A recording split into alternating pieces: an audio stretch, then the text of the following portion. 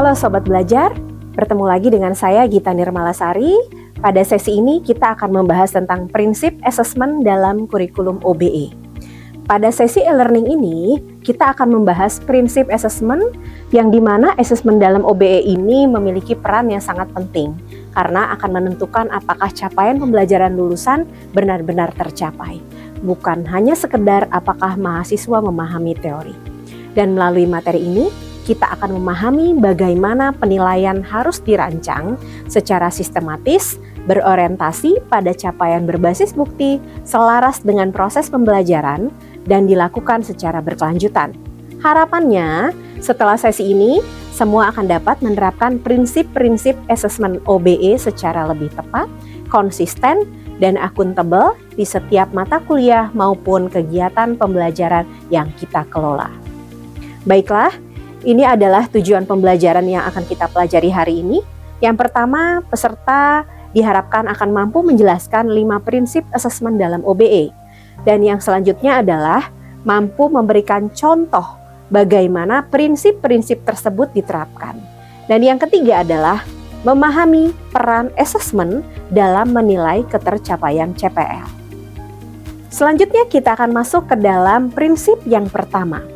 Prinsip pertama dalam asesmen OBE ini adalah bahwa seluruh proses penilaian harus benar-benar berorientasi pada capaian pembelajaran.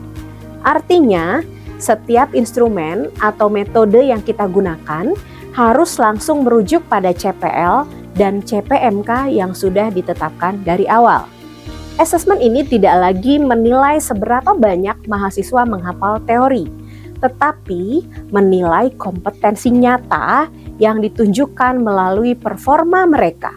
Fokusnya adalah pada hasil, yakni apakah mahasiswa kita telah mencapai kompetensi yang diharapkan, bukan hanya karena proses belajarnya.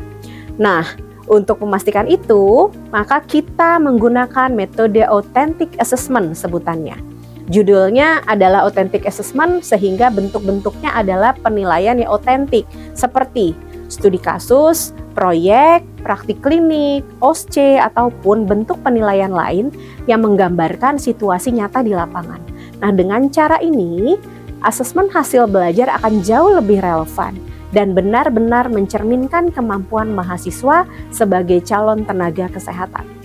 Sebagai contoh, jika dalam satu mata kuliah misalnya terdapat CPMK yang menargetkan kemampuan mahasiswa untuk melakukan konseling kesehatan ibu, maka asesmen yang kita gunakan ini harus benar-benar dapat mengukur kemampuan konseling tersebut.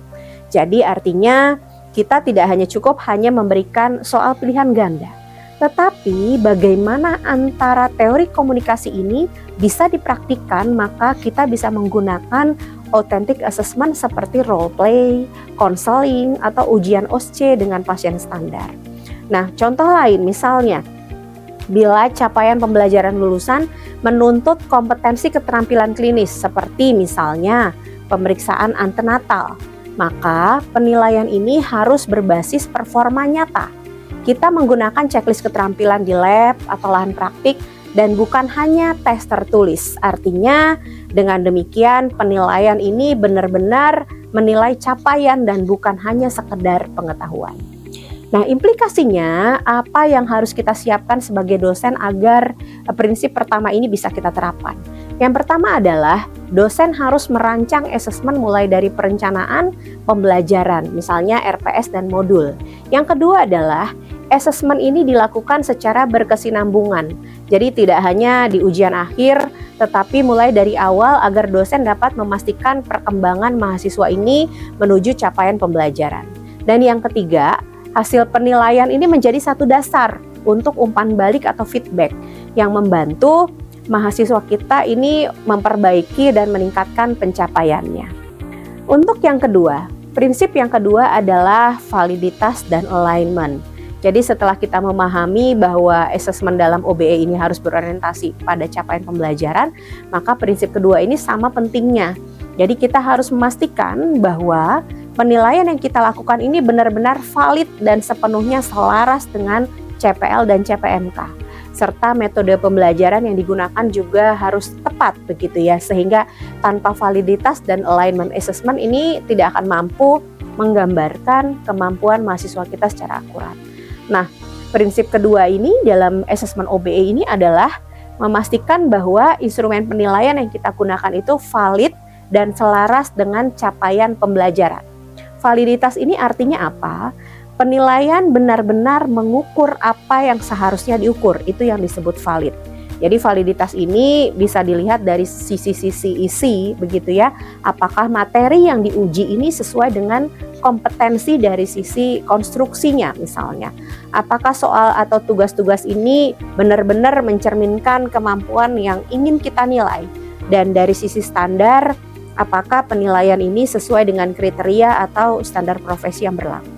Selain itu, assessment ini juga harus selaras dengan align dengan CPL, dengan CPMK-nya, dengan metode pembelajarannya. Jadi artinya apa yang diajarkan dan bagaimana cara mengajarkannya ini juga harus selaras dengan apa yang dinilai. Jadi bila kompetensinya ditargetkan berbasis praktik, maka metode penilaiannya pun harus berbasis praktik begitu, bukan hanya tertulis. Nah, untuk menjaga alignment ini agar bisa tetap berjalan dengan baik, maka sebaiknya dosen menyusun blueprint penilaian. Nah, blueprint ini disusun nanti juga akan menggunakan rubrik penilaian yang jelas. Jadi blueprint ini akan membantu memastikan bahwa setiap indikator CPL dan CPMK ini sudah terwakili dalam soal dan tugas yang diberikan. Sedangkan rubrik akan membantu menjaga konsistensi penilaian antar mahasiswa dan antar penilai. Artinya, dengan menggunakan kedua instrumen ini, maka assessment ini akan menjadi lebih objektif, terukur, dan dapat dipertanggungjawabkan. Implikasinya untuk prinsip kedua ini apa yang bisa kita lakukan sebagai dosen? Maka kita wajib menyusun blueprint begitu ya, tadi sudah kita bahas sebelumnya. Blueprint ini blueprint penilaian yang di dalamnya menunjukkan keterkaitan antara setiap soal atau tugas dengan CPL dan CPMK. Yang kedua adalah penggunaan rubrik penilaian ini menjadi satu hal penting, sehingga dosen ini bisa menilai sesuai indikator yang telah diterapkan dan sejajar dengan capaian pembelajarannya. Yang ketiga adalah menghindari soal tugas yang sifatnya adalah off topic begitu. Jadi keluar dari topik yang dibahas sehingga anggapannya menjadi tidak relevan. Jadi dengan adanya blueprint ini maka kemungkinan tidak relevan itu bisa kita hindari dan ini akan membuat kita tidak menurunkan validitas dan merusak alignment.